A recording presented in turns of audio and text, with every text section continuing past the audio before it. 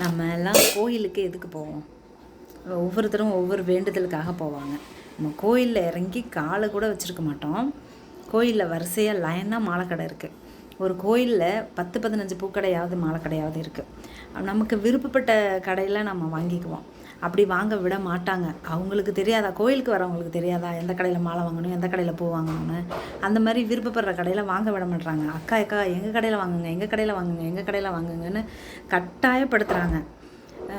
சிறுவாபுரியாக இருக்கட்டும், வடபழனியாக இருக்கட்டும், திருவேற்காடாக இருக்கட்டும், சமயபுரமாக இருக்கட்டும், சுவாமிமலையாக இருக்கட்டும், இந்த மாதிரி மாலை கடை ஜாஸ்தியாக இருக்குது. எந்த கடை, ஏதோ ஒரு கடையில் தான் வாங்க முடியும் நம்மளால், எல்லா கடையிலையும் வாங்க முடியாது. ஒரு கடையில் வாங்குறதுக்குள்ளே நம்மளை போட்டு பாடாப்படுத்திடுறாங்க. நம்மளே துக்கம் தொண்டை அடைக்க கோயிலுக்கு போகிறோம். நம்ம பிரச்சனையை தீர்த்து வை முருகா அப்படின்னு சொல்லி அழுகுறதுக்கு போகிறோம். ஆனால் இவங்கெல்லாம் ஏன்டா கோயிலுக்கு வந்தோன்னு ஃபீல் பண்ணுற அளவுக்கு பண்ணி விட்டுறாங்க.